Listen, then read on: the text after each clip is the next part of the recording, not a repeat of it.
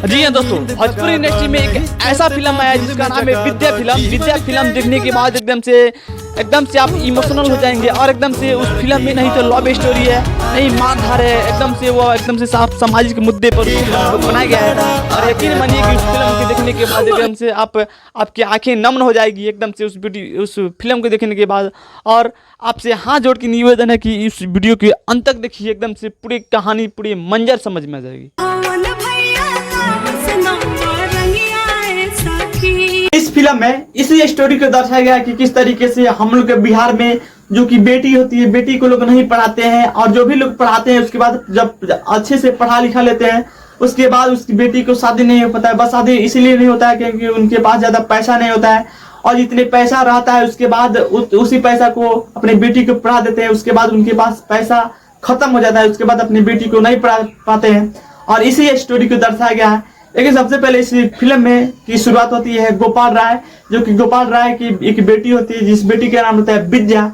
और विद्या एकदम से पढ़ने में बहुत ज्यादा तेज होती है। एकदम से विद्या के पापा जी अपने बेटी को विद्या को पढ़ाने ले जाते हैं, स्कूल ले जाते हैं, रिक्शा से ले जाते हैं पढ़ाने के लिए, और लाते हैं भी रिक्शा से।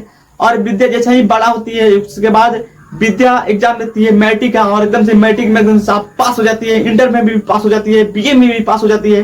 पापा हम पास हो गए। नहीं तू पास हो गई। उसके बाद विद्या के पापा जी अपने बेटी के लिए, जो कि विद्या के लिए लड़का खोजते हैं, और जैसे ही लड़का के घर जाते हैं वहाँ पे कहते हैं कि आप मेरी बेटी से शादी कर लीजिए। लेकिन वहाँ पे दहेज की इतना बड़ा डिमांड किया जाता है कि वहाँ पे कोई लोग एक्सेप्ट नहीं करते, कहते हैं कि हम दहेज लेंगे तभी शादी करेंगे। दहेज कितना देबो ई बताओ। देखी हम गरीब आदमी है, रिक्शा चलाए ना।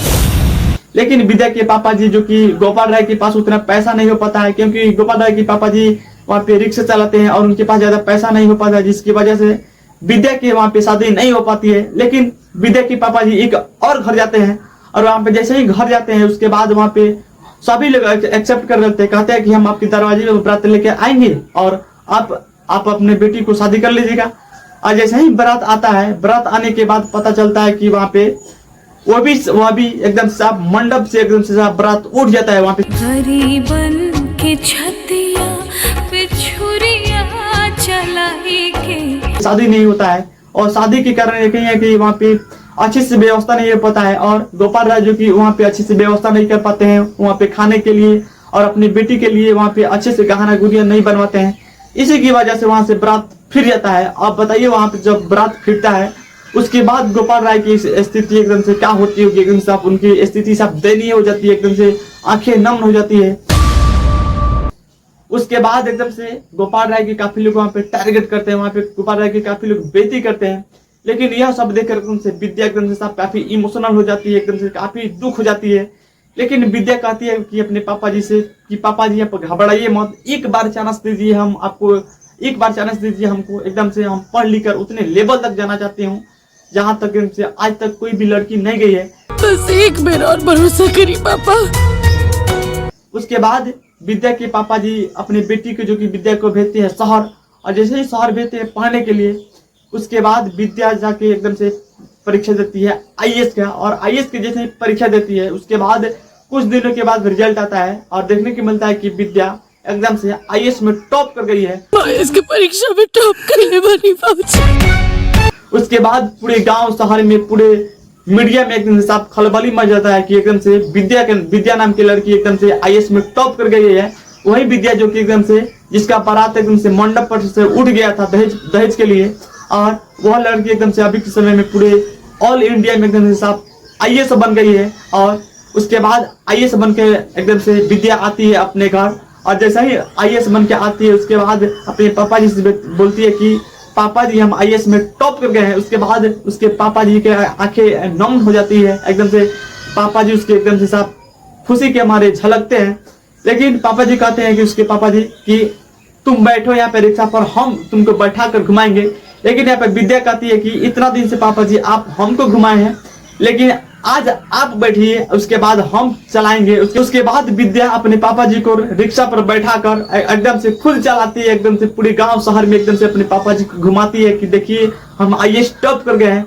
उसके बाद पूरे किसी का आंखें नम हो जाता है इस फिल्म को देखने के बाद। इस फिल्म में यही स्टोरी को दर्शाया गया है कि किस तरीके से कि एक बेटी को लोग पढ़ा लिखा देते हैं, पढ़ा लिखा देने के बाद एकदम से उस लड़की का शादी नहीं होता है और उसके बाद वह लड़की आईएएस बन जाती है और अपने बाप को किस तरीके से रिक्शा पर बैठा कर घुमाती है। उसके बाद यही स्टोरी को दर्शाया गया कि किस तरीके से यह लड़की एकदम से साहब पढ़ लिख कर आईएएस बनती है। उसके बाद आईएएस बनने के बाद इसका शादी हो जाता है, देखने के लास्ट में शादी हो जाता है। बाकी इस विद्या फिल्म के बारे में, इस अमरपाली दुबे के बारे में आप लोग कह रहे हैं, आप लोग कमेंट कर जरूर दें।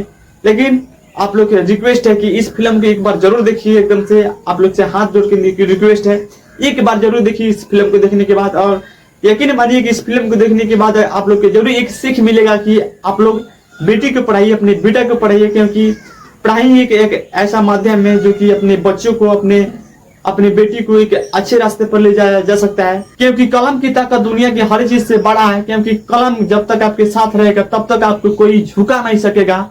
और वाकई में कलम की ताकत सबसे ऊंचा रहता है, कलम को कोई दबा नहीं सकता है।